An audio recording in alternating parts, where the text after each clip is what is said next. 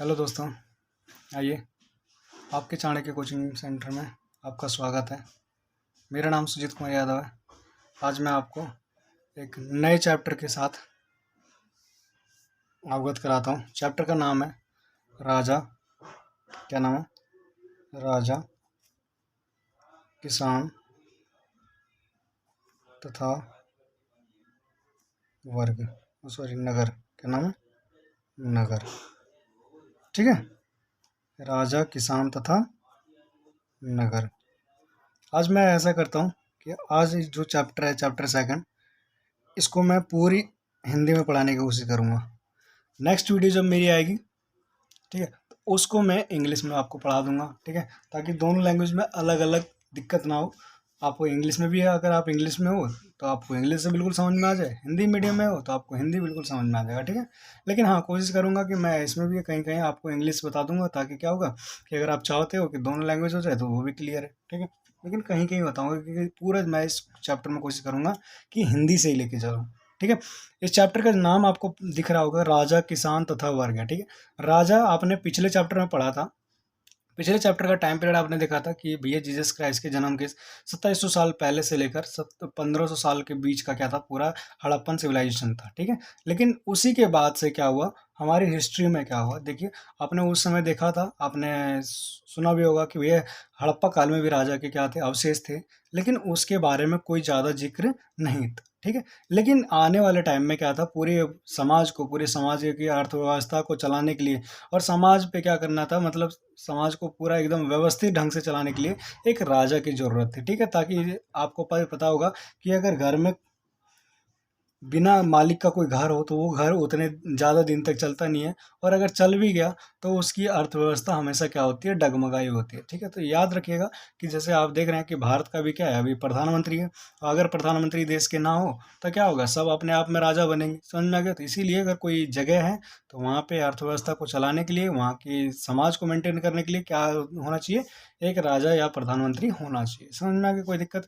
तो लोगों को एक सही तरीके से चलाने के लिए वहाँ क्या हुए, धीरे धीरे राजाओं का आना क्या हुआ, जरूरी हो गया। ठीक है, चलिए आगे मैं बताता हूँ कि आपने पढ़ा था कि हड़प्पा सिविलाइजेशन में क्या थी, वहाँ पे भी क्या थे, चावल के दाने मिले थे, लेकिन वहाँ पे किसान वर्ड का जिक्र नहीं था। ठीक है, कि खेती की जाती थी, भैया हाँ चल की जाती थी, उन्हें भी किसान कहा जाता था, लेकिन उस चैप्टर में किसान का जिक्र नहीं था। अब यहाँ देखिए कि हाँ, आप कह सकते हैं यार वहाँ पे भी तो गेहूँ उगाए जाते थे। हाँ, लेकिन उगाते जाते थे, लेकिन यहाँ मेनली आपको चैप्टर का नाम दिया गया है। ठीक है, तो किसान होंगे तो आपको पता है कि किसान मेनली कहाँ रहते हैं, किसान रहते हैं गाँव में। ठीक है, तो ये गाँव का भी जिक्र है यहाँ पे। आपने उस चैप्टर में पढ़ा था तो उसमें देखा था कि उसमें गाँव का जिक्र नहीं था, वो पूरा शहरीकरण था। ठीक है, तो उसका शहरीकरण था, यहाँ गाँव का जिक्र आ गया, इधर आपका नगर का जिक्र आ गया। मतलब यहाँ पे क्या हुए थे, धीरे धीरे नगर भी थे, और नगर के साथ साथ गांव का भी यहाँ क्या होने लग गया, बसाव होने लग गया। चलिए यहाँ तक कोई दिक्कत नहीं होना चाहिए आपको। ठीक है, क्लियर? चलिए अब मैं इसी चैप्टर में आपको बता दूं कि हमारे ना उस समय जितने भी जगह स्थान मतलब बटे हुए थे, बंटवारा हो रखा था, तो उस समय ना एरिया को जो था ना, बड़े बड़े जो एरिया होते थे, ठीक है, उसको बोला जाता था महाजनपद। क्या बोला जाता था? महाजनपद। ठीक है, महाजनपद। और महाजनपद में ना कहा जाता है कि महाजनपद में टोटल उस समय 16 महाजनपद थे। कितने महाजनपद थे? 16 महाजनपद थे। ब्लर हो रहा है, अभी हो रहा है। हाँ, 16 महाजनपद। ठीक है, 16 महाजनपद में जो सबसे प्रमुख महाजनपद माना जाता था, प्रमुख या तो कह सकते हैं सबसे ताकतवर जो महाजनपद माना जाता था, वो था मगध।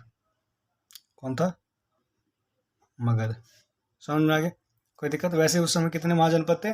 16 महाजनपद। ठीक है, अच्छा, मगध शक्तिशाली महाजनपद के रूप में भी माना जाता था कि सब समय उस समय जो सबसे शक्तिशाली महाजनपद था वो कौन था? मगध। क्यों मगध को शक्तिशाली माना जाता था, इसके बारे में हम बाद में बताएंगे। 16 महाजनपद का जो अवशेष है, मतलब 16 महाजनपद की जो जानकारी है, ये हमें कहाँ से मिलते? तो याद रखिएगा, ये हमें बौद्ध ग्रंथ और जैन ग्रंथ से मिलती है। कहाँ से मिलती है? बौद्ध और जैन ग्रंथ से मिलती है। ठीक है, कितने महाजनपद? 16 महाजनपद के बारे में। ठीक है, याद रखिएगा चाणक्य की जो बुक है अर्थशास्त्र, उसमें भी मिलती है। दूसरी आपका मेगास्थनीज एक आया था इस समय पे, उसके भी बुक से क्या मिलती है हमें पता चलता है। मेगास्थनीज ने कौन सी बुक लिखी थी? तो उसकी बुक का नाम क्या था? इंडिका था। क्या नाम था? इंडिका। ठीक है, कोई दिक्कत? महाजनपद के बारे में आपको पता ही चल गया होगा। ठीक है, उस समय मैंने आपको भी बता दिया कि वहाँ पे नगर भी थे, वहाँ पे शहर भी था। ठीक है, चलिए आगे मैं आपको बताता हूँ कि महाजनपद जो मगध था, ये मगध शक्तिशाली होने का कारण क्या था। ठीक है, तो मगध के शक्तिशाली होने का कारण बहुत सारे हैं। जैसे मान लीजिए कि पहले इसकी राजधानी, आपको बता दूं कि हर महाजनपद की अपनी राजधानी होती थी। ठीक है, पहले इसकी राजधानी, तो मगध महाजनपद की जो राजधानी थी ना, ये दो पार्ट में थी। मतलब दो पार्ट कह सकते हो, नहीं है दो पार्ट मत बोलिए। मगध महाजनपद की जो राजधानी थी, ये दो राजधानी बनी थी इसकी। ठीक है, मगध, आज का मगध जो है ना, वो मगध जो है वो आज का बिहार के नाम से जाना जाता है, याद रखिएगा। बिहार को ही हम लोग मगध बोलते थे, बिहार जरूर नहीं कह सकते, मेन गढ़ था बिहार। वैसे आसपास का पूरा लगभग इलाका इन्होंने मगध के अंदर कर रखा था। ठीक है, चलिए मगध महाजनपद की जो राजधानी थी, पहली राजधानी थी जो, वो क्या था? राजगृह। क्या था? राजगृह। और दूसरी जो राजधानी थी उसका नाम था पाटलिपुत्र। क्या नाम था? पाटलिपुत्र। ठीक है, तो राजगृह जो राजधानी थी ना, इसकी खास विशेषता थी। क्या विशेषता थी?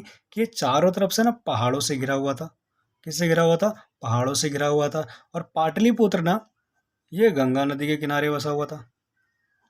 कौन सी नदी? गंगा नदी के किनारे बसा पड़ा था। ठीक है, दोनों ऐसी जगह बसे हुए थे जिसकी वजह से क्या था कि अगर कोई भी, गंगा नदी देख लीजिए, अगर राजगिरी से पे या मेन याद रखिएगा कि या कोई भी महाजनपद हो या कोई भी केंद्र हो, ठीक है, किसी भी जगह की कोई केंद्र हो, जैसे हमारा भारत है, भारत का केंद्र क्या है? दिल्ली है। अगर दिल्ली पे अटैक करना क्या है? आसान है, तो कोई भी क्या कर सकता है? भारत पे अटैक कर लेगा। ठीक है, वैसे ही मेनली क्या था कि मगध जो महाजनपद थी उसकी राजगिरी पे अटैक करना बड़ा मुश्किल था। और बाद में जब पाटलिपुत्र बना, तो पाटलिपुत्र पे भी अटैक करना क्या हो गया था? मुश्किल हो गया था। याद रखिएगा कि पाटलिपुत्र जो थी, इसकी राजधानी पाटलिपुत्र किसने रखी? तो उसका नाम याद रखना, उदयन नाम है। क्या नाम है? उदयन। उदयन एक राजा था। ठीक है, उसने क्या रखा था? राजगिरी से राजधानी को चेंज कर दिया था और क्या ले आया था? पाटलिपुत्र। चलिए यहाँ तक क्लियर होगा आपको। ठीक है, चलिए मगध महाजनपद की पहली तो राजधानी बता दिया। दूसरी मगध महाजनपद के शक्तिशाली होने का कारण क्या था? तो दूसरा यहाँ पे ना, याद रखिएगा, यहाँ से पाया गया उस समय, मतलब मगध महाजनपद का जो टाइम पीरियड था, याद रखना, छठी शताब्दी, छठी शताब्दी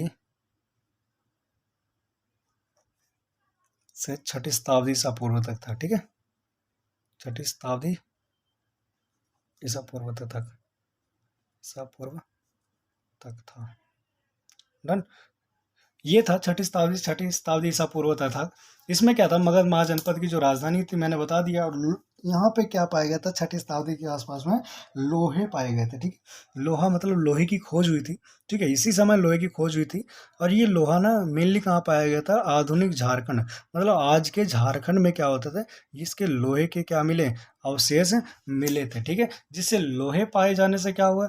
मगध, अच्छा, मगध के अंदर ही झारखंड आता था। ठीक है, और मगध के अंदर झारखंड आता था। और झारखंड में क्या मिले? लोहे मिले। लोहे के फायदे क्या होते थे? यहाँ से हथियार बनाए जाते थे, लोहे के तलवार बना दिए।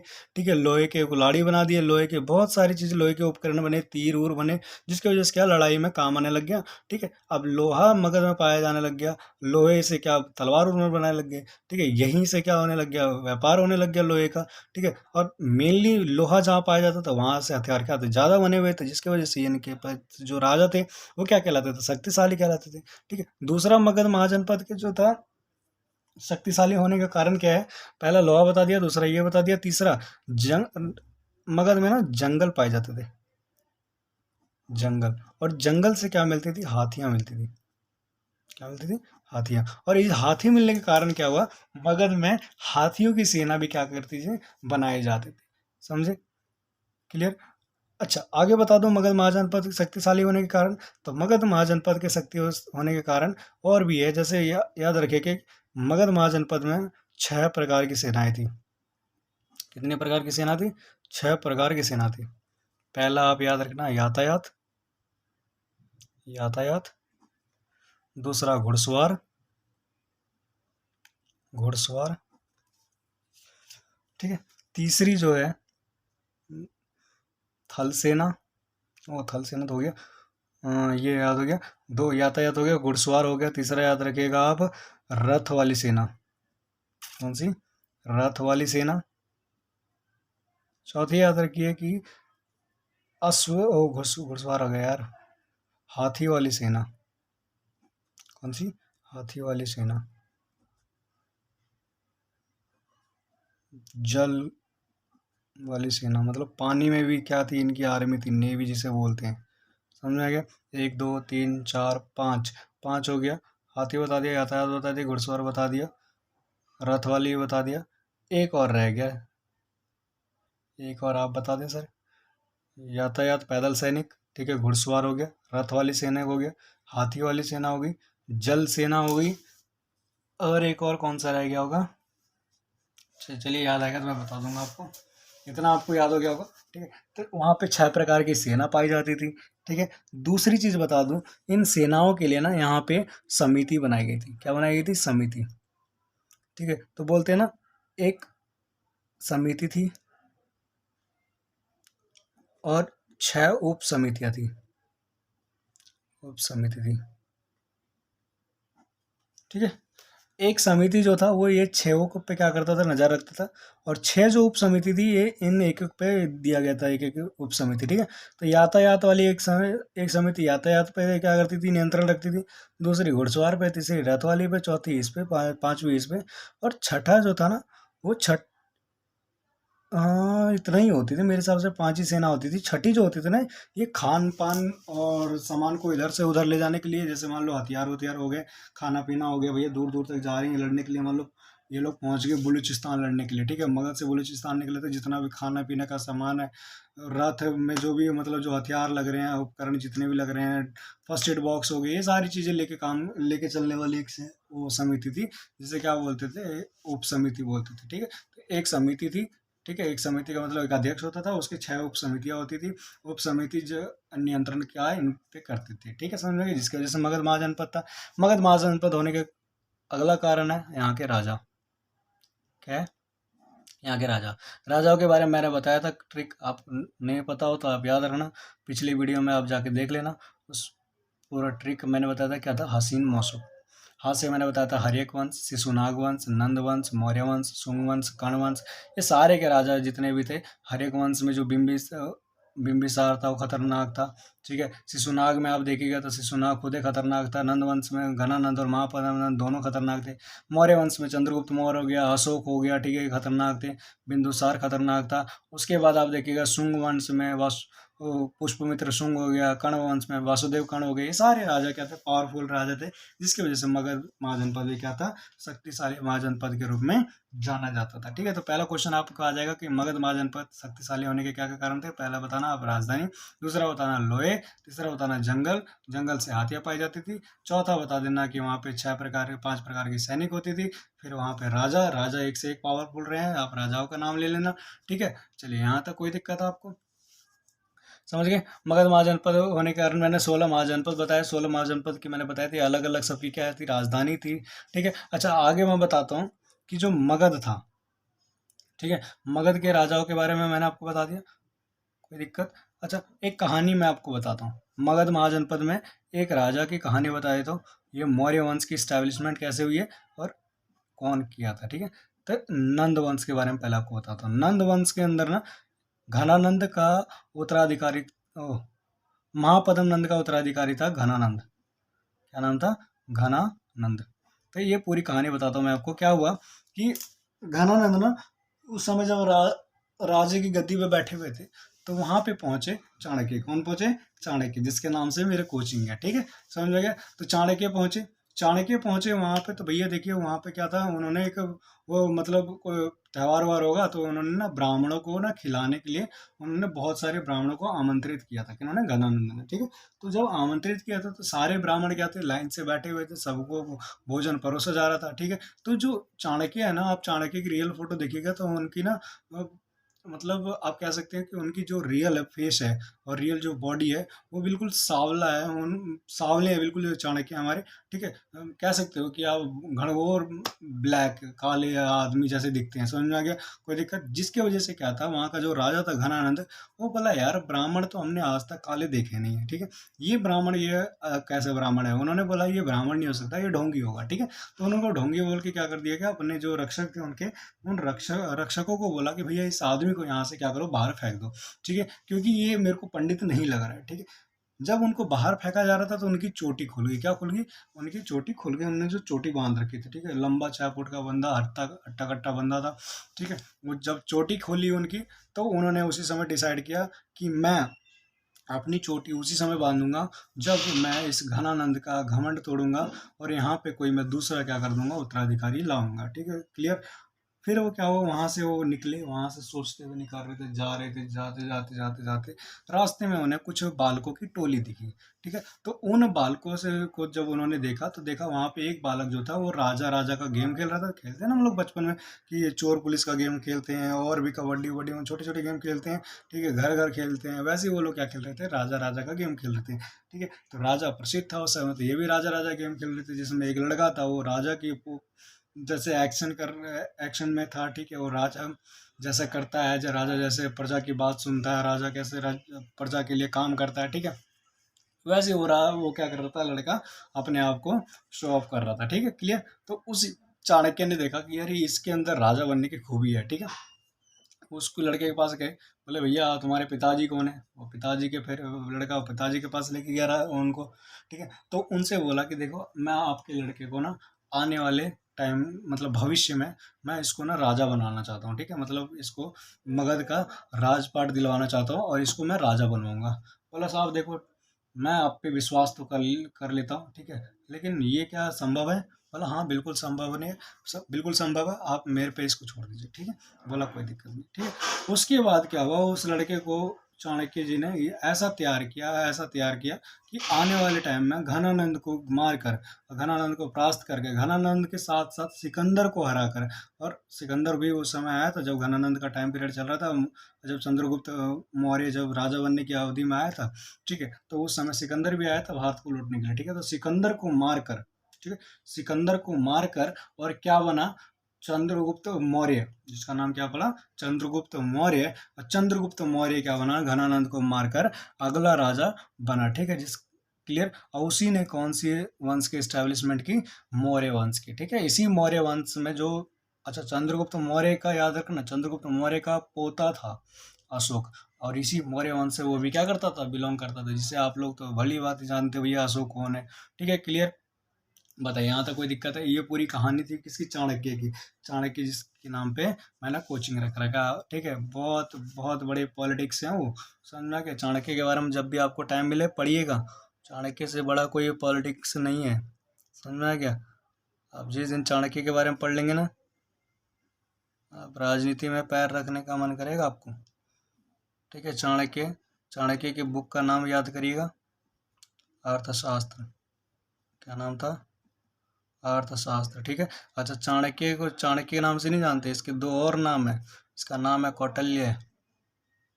क्या नाम है, कौटिल्य। अभी एक लड़का फेमस हुआ है ना, जिसकी दिमाग की दाद देते हैं वो लोग। दूसरा नाम इनका विष्णुगुप्त। क्या नाम है, विष्णुगुप्त। ठीक है, तीन नामों से जाने जाते हैं, चाणक्य, विष्णुगुप्त और कौटिल्य। इनकी बुक का नाम है ये अर्थशास्त्र। ठीक है, समझ में आ गया यहाँ तक कोई दिक्कत? अच्छा, आगे मैं आपको बताता हूँ, थोड़ी सी कहानी और बताता हूँ मैं। जब चाणक्य जब चंद्रगुप्त मौर्य को राजा बनाने के लिए मैं जब शुरू कर रहे थे, ठीक है, तो सिंध के रास्ते से कौन आया, सिकंदर आया। सिकंदर जब सिंध के रास्ते से आया और पोरस के राजा को हरा कर अपने में शामिल कर लिया।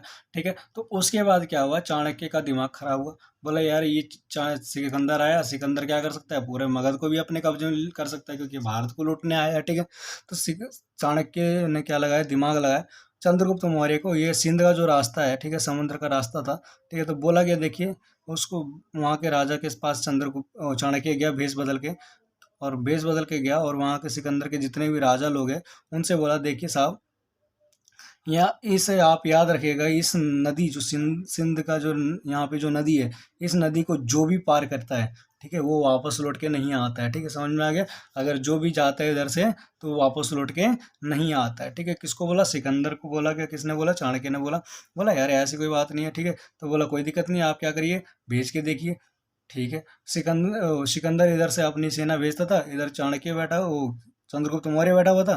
चंद्रगुप्त मौर्य क्या करता था, उनकी सेना को परास्त करते चले जाता था, जिसके वजह से चाणक्य वो सिकंदर की जितनी आर्मीज थी उन सब में क्या बैठ गया, डर बैठ गया। ठीक है, जिसके वजह से क्या हुआ, सिकंदर यहाँ से वापस लौट गया। लेकिन यहाँ पे ना दो इसके जो मेन थे सैनिक कमांडर सब थे, एक सेल्यूकस निकेटर था, ठीक है, और दूसरा निर्याकस था। ठीक है, ये दोनों जो थे ना, ये बंदे दोनों नहीं गए। इनको शक था कि भैया कुछ गड़बड़ है, ऐसा तो नहीं हो सकता कि भैया मतलब नदी के उस पार जाने वाला कभी लौट के नहीं आया, कुछ दैवी शक्ति है। तो ये दोनों ने यहाँ पे लुट गए, सॉरी रुक गए दोनों। ठीक है, रुके, इन्होंने बोला हम देख के जाएंगे यहाँ पे क्या है। ठीक है, तो ये लोग अपना टेंट इधर ही लगा लिया। ठीक है, कुछ दिनों बाद, वो बाद की बात बताता हूँ कहानी, पहले आपको बताता हूँ। जब ये रुक गए, सिकंदर वापस चला गया, तो अगली लड़ाई किसके साथ की, चंद्रगुप्त मौर्य ने घनानंद के साथ। ठीक है, तो घनानंद से के साथ जब लड़ना शुरू किया ना, तो इन्होंने ना क्या किया, सीधा जो घनानंद का अड्डा था ना, वो उसके बीचों बीच में अटैक कर दिया।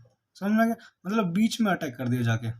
तो जिससे क्या हुआ, चाणक्य की सेना परास्त होने लग, वो चाणक्य या चंद्रगुप्त मौर्य की सेना क्या होने लगी, परास्त होने लगी, जिसके वजह से इनको सब कुछ छोड़कर क्या पड़ा, भागना पड़ा। ठीक है, तो ये भाग के गए और एक कुटिया के पीछे छुप गए। कौन कौन? चाणक्य और चंद्रगुप्त मौर्य। जब कुटिया के पीछे छुपे ये लोग, तो वहां पे क्या था, वहां पे ना अंदर एक औरत थी जो अपने बच्चे को क्या दी थी, खिचड़ी मतलब परोसी थी, गरम गरम खिचड़ी था।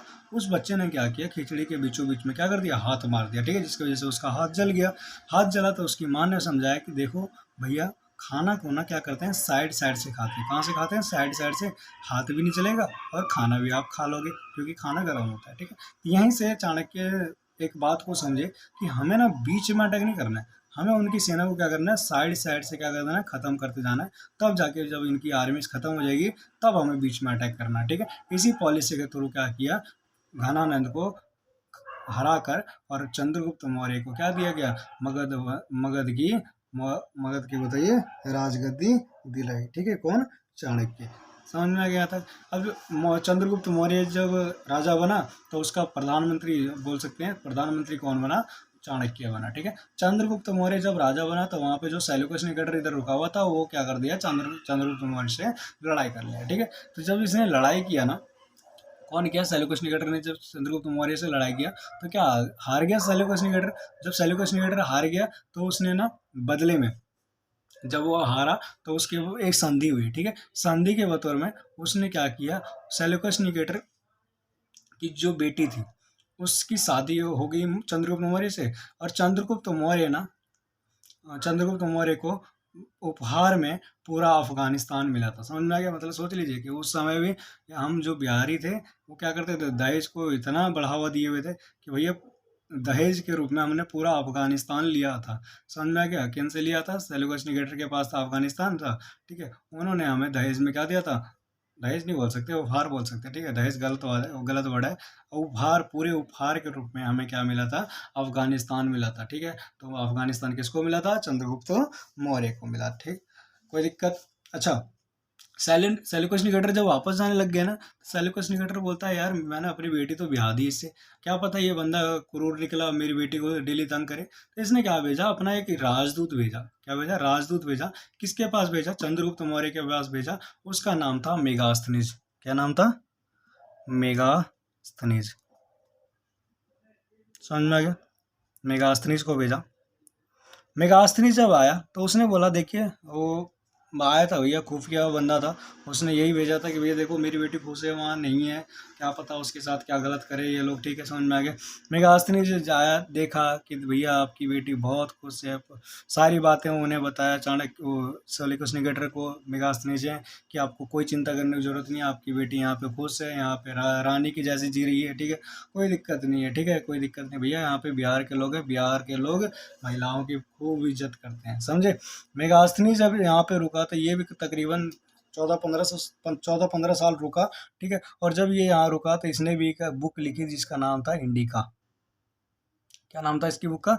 इंडिका। ठीक है, तो याद रखिएगा चाणक्य की बुक का नाम क्या? अर्थशास्त्र। मेगास्थनीज की बुक का नाम क्या? इंडिका। चंद्रगुप्त मौर्य का जो प्रधानमंत्री था वो कौन था? चाणक्य। ठीक है, और चंद्रगुप्त मौर्य ने किसको हराया था? घनानंद को। किसके हेल्प से हरवाया था? तो चाणक्य की हेल्प से हरवाया था। ठीक है, कोई दिक्कत? यहाँ तक हमने पढ़ा मगध के बारे में कि मगध शक्तिशाली क्यों था, मगध में कौन राजा कैसे आया। ठीक है, मैंने आपको हसीन मौसिक के बारे में पूरा मैंने पिछले वीडियो में बताया हुआ है। ठीक है, तो आप ये सारी चीज़ें देख लीजिएगा। आज का चैप्टर हम यहीं पे ख़त्म करते हैं। हम आएंगे इसी चैप्टर को नेक्स्ट वीडियो में लेकर आएंगे। उसमें फिर आपको बताएंगे कि कैसे मगध का कैसे और जो और महाजनपद से कैसे लड़ाई करके और मगध ने कैसे अपना विस्तार किया। ठीक है, यहाँ पे कैसे कैसे इन्होंने फिर कैसे कलिंग को जीता, फिर कैसे अशोक जो बहुत बड़ा राजा कहलाता था वो कैसे अपना मतलब सब कुछ राजपाट छोड़ के कैसे बौद्ध धर्म अपना लिए। सब चीज़ों के बारे में हम पढ़ेंगे नेक्स्ट वीडियो में। ठीक है, आज के लिए इजाज़त दें, धन्यवाद।